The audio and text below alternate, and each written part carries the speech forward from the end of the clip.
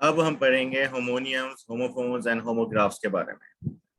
Homonyms ऐसे words होते हैं जिनके मीनिंग्स डिफरेंट होते हैं लेकिन स्पेलिंग और साउंड दोनों के दोनों सेम होते हैं। स्पेलिंग और साउंड दोनों के दोनों सेम होते हैं होमोनियम्स के अंदर। अब इनका एग्जाम्पल देखो आप। सूट योरसेल्फ मतलब जैसे तुम्हें बेहतर लगे।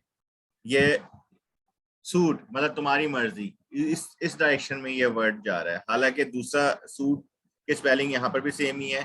वो रहा सूट, ये जो आप पहनते हो, टू पीस पहन लो या शलवार कमीज को भी अक्सर लोग सूट कहते हैं, तो उसके ऊपर डिपेंड करते हैं।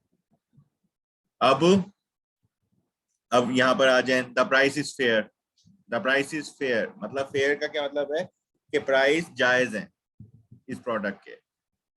और साथ साथ अगर आप दूसरे वाले को देखो, उसमें लिखा हुआ है go to the fair. Fair क्या होता है? फन फेयर जैसे होता है, जहां पर आपकी गेम्स वगैरह होते हैं, स्टॉल्स लगे होते हैं डिफरेंट, और आप खाने पीने का वहां पर इंजॉय करते हैं, लुत्फ अंदोज होते हैं।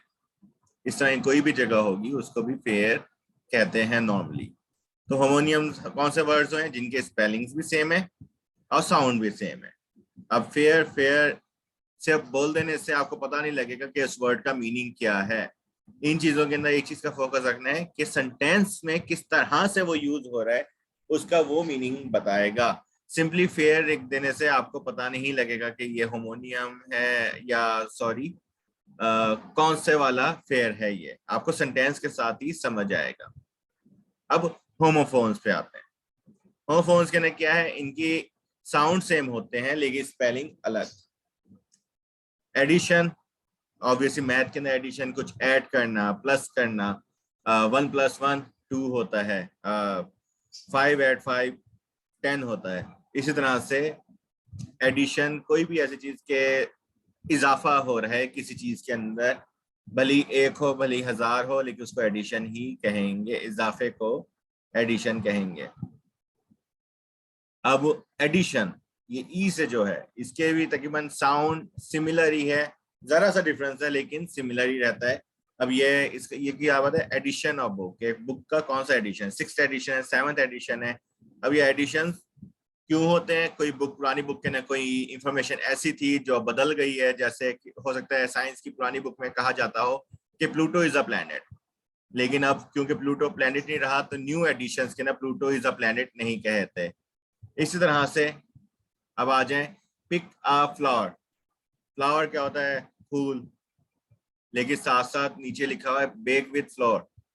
अब साउंड किसी हद तक फ्लावर फ्लावर इस तरह से करके सेम ही है, ज्यादा डिफरेंस नहीं है। सिर्फ अगर सेंटेंस के अंदर ना बोला जाए तो हो सकता है आपको कंफ्यूजन हो सकती है कि क्या मतलब है। ये नीचे वाला जो फ्लोर है इसका मतलब है आटा, जिससे आप कुकिंग करते हैं, आप रोटी बनाते हो, या नॉर्मली बेकरी आइटम्स भी इसी से बनते हैं। तो होमोफोन्स कौन से हुए? जिनके साउंड सेम है लेकिन स्पेलिंग डिफरेंट है। तो आपको वाज़ेह फर्क हो जाएगा अगर आप स्पेलिंग देख रहे हो। अगर सिर्फ साउंड सुन रहे हो तो आपको सेंटेंस समझने की जरूरत होगी। लेकिन एक चीज कॉमन है, इन सबके मीनिंग्स अलग हैं, मीनिंग्स अलग ही हैं। अब आ जाए इसके अंदर होमोग्राफ्स की तरफ। अब होमोग्राफ्स के अंदर क्या है? स्पेलिंग सेम है लेकिन प्रोनाउंसिएशन डिफरेंट है और मीनिंग्स भी डिफरेंट है।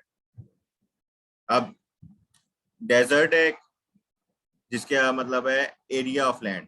डेजर्ट है मतलब रेगिस्तान को डेजर्ट कहते हैं। और दूसरा है डिजर्ट, अबैंडन, किसी को छोड़ देना, किसी से बेवफाई कर देना। अब जैसे यहाँ पर बो रिबन है, बो रिबन होती है। दूसरा बाव, आप किसी के झुक के सलाम करना।